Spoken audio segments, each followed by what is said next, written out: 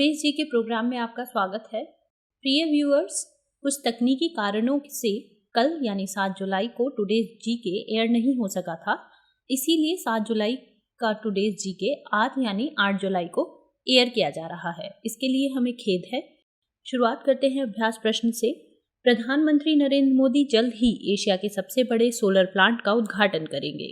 इसका निर्माण किस राज्य में किया गया है? ऑप्शंस हैं केरल, तमिलनाडु, मध्य प्रदेश या पश्चिम बंगाल। प्रधानमंत्री नरेंद्र मोदी 10 जुलाई को वीडियो कॉन्फ्रेंस के माध्यम से मध्य प्रदेश में बने एशिया के सबसे बड़े सोलर प्लांट का उद्घाटन करेंगे। इस प्लांट का नाम Rewa ultra mega solar plant है, जिसकी क्षमता 750 मेगावाट बताई गई है। गौरतलब है कि अंतर्राष्ट्रीय ऊर्जा एजेंसी यानी IEA द्वारा जारी एक हालिया रिपोर्ट में बिजली ग्रिड के आधुनिकीकरण के साथ पवन और सौर ऊर्जा को देशों के लिए शीर्ष प्राथमिकता में रखे जाने की सलाह दी गई है। यह प्रोजेक्ट इस दिशा में उठाया गया एक महत्वपूर्ण कदम है। इस तरह अभ्यास प्रश्न का सही उत्तर है ऑप्शन सी, मध्य प्रदेश। हमारे वीडियो अंग्रेजी में देखने के लिए फॉलो करें हमारा ही दूसरा YouTube channel Drishti IAS English. Question number first, हाल ही में किसे अंतर्राष्ट्रीय वित्तीय सेवा केंद्र प्राधिकरण यानी IFSCA के अध्यक्ष के रूप में नियुक्त किया गया है? ऑप्शंस है अंजेती श्रीनिवास, शमा प्रवीण, प्रदीप दहिया या प्रियंका निरंजन। केंद्र सरकार ने अंतर्राष्ट्रीय वित्तीय सेवा केंद्र प्राधिकरण यानी IFSCA के अध्यक्ष के रूप में एक सेवानिवृत्त IAS अधिकारी अंजेती श्रीनिवास को नियुक्त किया है। श्रीनिवास की नियुक्ति पदभार ग्रहण करने की तारीख से 3 वर्ष की अवधि के लिए या अगले आदेश तक के लिए की गई है। गौरतलब है कि संसद ने दिसंबर 2019 में देश में IFSCs पर सभी वित्तीय गतिविधियों को नियमित करने के लिए एक इंटीग्रेटेड अथॉरिटी स्थापित करने के लिए एक विधेयक पारित किया था। IFSCA की स्थापना इस वर्ष 27 अप्रैल को की गई थी और इसका प्रधान कार्यालय गांधीनगर, गुजरात में स्थापित किया गया है। इस तरह पहले प्रश्न का सही उत्तर है option A, Anjeti Srinivas. Question number 2, निम्नलिखित में से कौन सा राज्य सभी घरों में LPG गैस कनेक्शन वाला देश का पहला राज्य बन गया है? ऑप्शंस हैं पंजाब, हिमाचल प्रदेश, राजस्थान या तेलंगाना। हिमाचल प्रदेश के मुख्यमंत्री के अनुसार हिमाचल प्रदेश देश का पहला राज्य बन गया है जहां हर घर में LPG गैस कनेक्शन है। गौरतलब है कि राज्य सरकार ने प्रधानमंत्री उज्ज्वला योजना से बचे हुए परिवारों को कवर करने के लिए हिमाचल गृहिणी योजना शुरू की थी। हिमाचल गृहिणी योजना के तहत राज्य में 2,76,243 परिवारों को मुफ्त गैस कनेक्शन मुहैया कराया गया है। इस तरह क्वेश्चन नंबर 2 इसका सही आंसर है ऑप्शन बी, हिमाचल प्रदेश।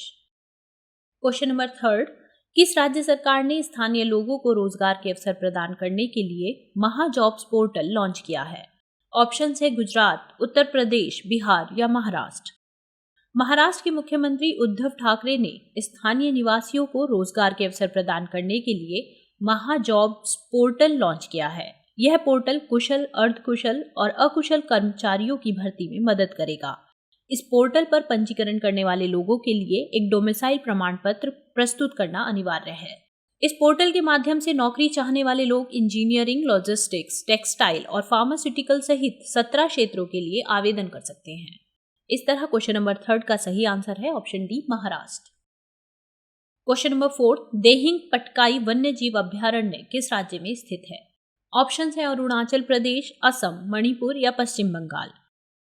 देहिंग पटकाई वन्य जीव अभ्यारण्य असम राज्य में स्थित है। गौरतलब है कि असम सरकार ने इस अभ्यारण्य को एक राष्ट्रीय उद्यान यानी नेशनल पार्क के रूप में अपग्रेड करने का निर्णय लिया है, जिस वजह से यह चर्चा में है। देहिंग पटकाई वन्यजीव अभ्यारण्य 111.942 वर्ग किलोमीटर के क्षेत्र में फैला है और विशाल देहिंग पटकाई हाथी रिजर्व के भीतर स्थित है। देहिंग पटकाई को 2004 में एक वन्यजीव अभ्यारण्य घोषित किया गया था। अपडेशन के बाद यह असम का 6ठा राष्ट्रीय उद्यान होगा। असम के वर्तमान 5 राष्ट्रीय उद्यानों में काजीरंगा, नामेरी, मानस, ओरांग और डिब्रू सैखोवा शामिल हैं। इस तरह देहिंग पटकाई वन्यजीव अभ्यारण्य असम राज्य में स्थित है। ऑप्शन बी करेक्ट है। क्वेश्चन नंबर 5, हाल ही में किस राज्य सरकार ने बुनकरों के लिए नेकर सम्मान योजना की शुरुआत की है? ऑप्शंस है मध्य प्रदेश, तेलंगाना, आंध्र प्रदेश या कर्नाटक। कर्नाटक सरकार ने राज्य के बुनकरों के लिए नेकर सम्मान योजना की शुरुआत की है। इस योजना के पहले चरण में प्रत्यक्ष लाभ अंतरण के माध्यम से 2,000 रुपए की वित्तीय सहायता 19,744 हथकरघा बुनकरों को हस्तांतरित की जाएगी। राज्य के सेवा सिंधु पोर्टल के तहत पंजीकृत 37,314 आवेदनों को वित्तीय सहायता के लिए मंजूरी दी गई है, जबकि शेष लाभार्थियों को आने वाले दिनों में कवर करने की बात कही गई है। इस योजना के लिए रेशम, कपास, ऊन और अन्य हथकरघा बुनकर पात्र होंगे। इस कार्यक्रम के तहत लगभग 10.96 करोड़ रुपए की राशि आवंटित की गई है। तो क्वेश्चन नंबर 5, इसका सही आंसर है option D, Karnataka. Question number 6, निम्नलिखित में से कौन सा या कौन से कथन औपनिवेशिक भारत से पूर्व की अर्थव्यवस्था से संबंधित हैं या हैं? पहला, अंग्रेजी शासन की स्थापना से पूर्व भारत की अर्थव्यवस्था परतंत्र थी। दूसरा, अंग्रेजी शासन से पूर्व भारत में आय का मुख्य स्रोत कृषि था।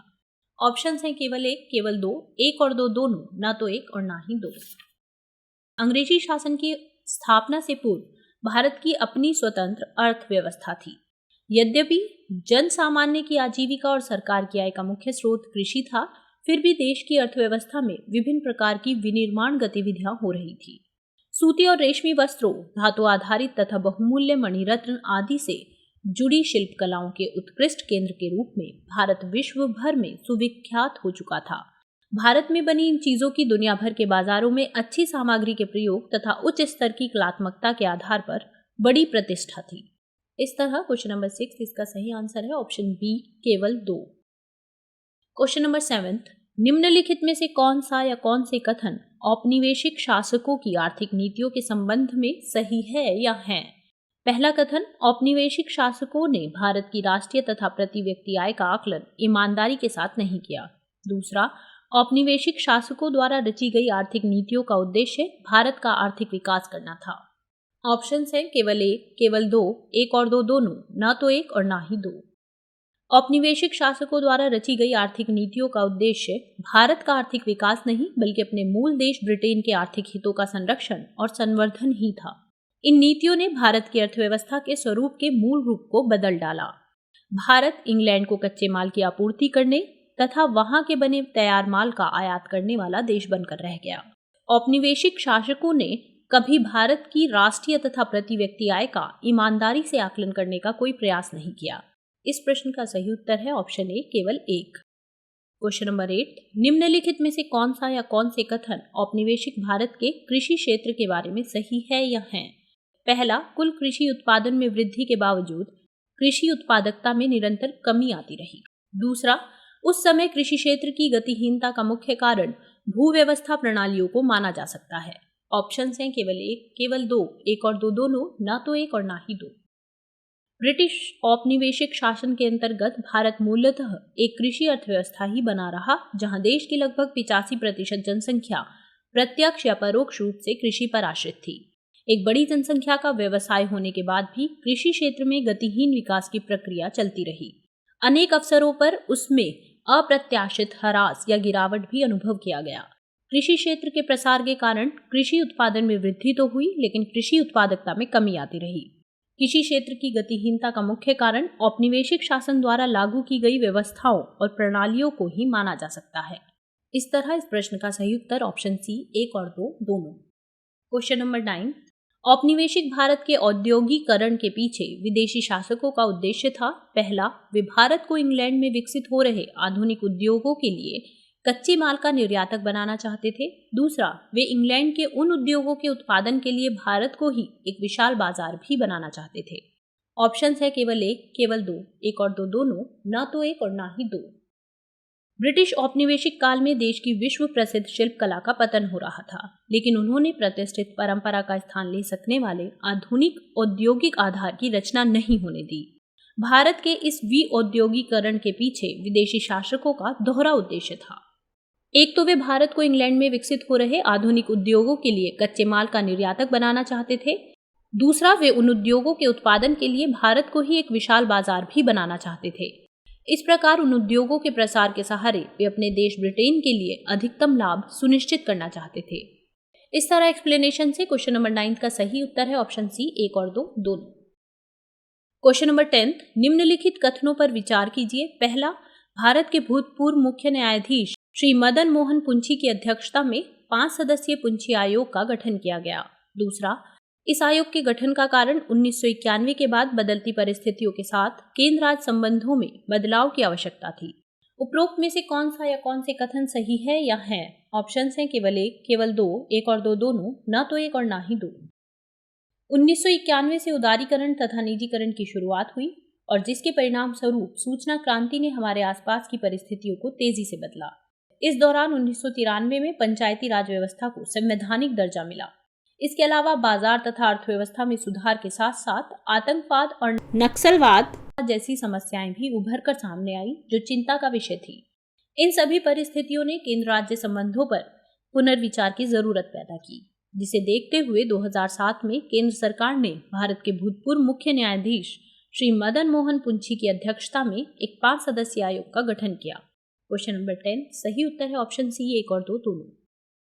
बात करते हैं अभ्यास प्रश्न की।